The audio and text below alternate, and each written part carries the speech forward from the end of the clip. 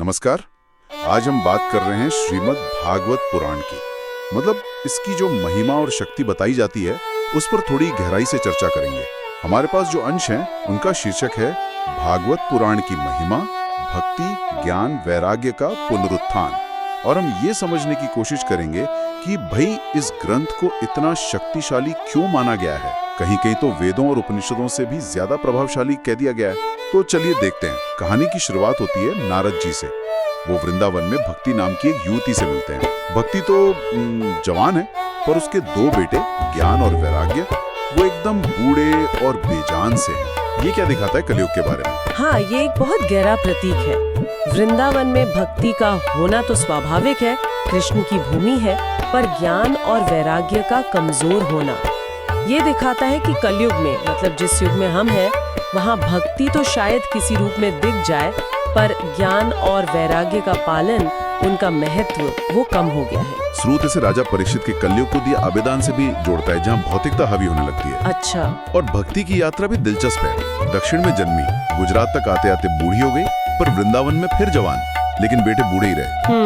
और नारद जी ने उन्हें जगाने की कोशिश भी की, वेद पाठ किया, उपनिषद सुनाए, गीता भी, पर कोई खासा असर नहीं हुआ। जी नहीं। तो ये जो हमारे मूल ग्रंथ हैं, वेद उपनिषद, वो वहाँ काम क्यों नहीं आए? ये तो बहुत बड़ा दावा है स्रोत का। बिल्कुल। स्रोत का तर्क ये है, और ये काफी रोचक है, कि भागवत पुराण खुद वेदों और उपनिषदों का सार है। मतलब जैसे दूध का सार घी होता है, वैसे ही। अच्छा, एसेंस। हाँ, एसेंस। तो विचार ये है कि कलयुग का जो माहौल है, जो आध्यात्मिक गिरावट है, उसमें ज्ञान और वैराग्य को जगाने के लिए और एक ज्यादा डायरेक्ट, ज्यादा शक्तिशाली चीज की जरूरत है। और सनकादि ऋषियों ने नारद जी को यही बताया कि भागवत कथा ही वो समाधान है। एक तरह से इस युग के लिए खास तौर से ये उपाय बताया गया। और फिर वैसा ही हुआ? जी हाँ। हरिद्वार के पास गंगा किनारे आनंद नाम की जगह पर 7 दिन की भागवत कथा हुई। पूरे 12 स्कंद, 18,000 श्लोक। और नतीजा? ज्ञान और वैराग्य फिर से जवान हो गए, एकदम ऊर्जा से भर गए, भक्ति के साथ नृत्य करने लगे। तो कथा ने वो कर दिखाया जो वेद उपनिषद पाठ से तुरंत नहीं हो पाया था।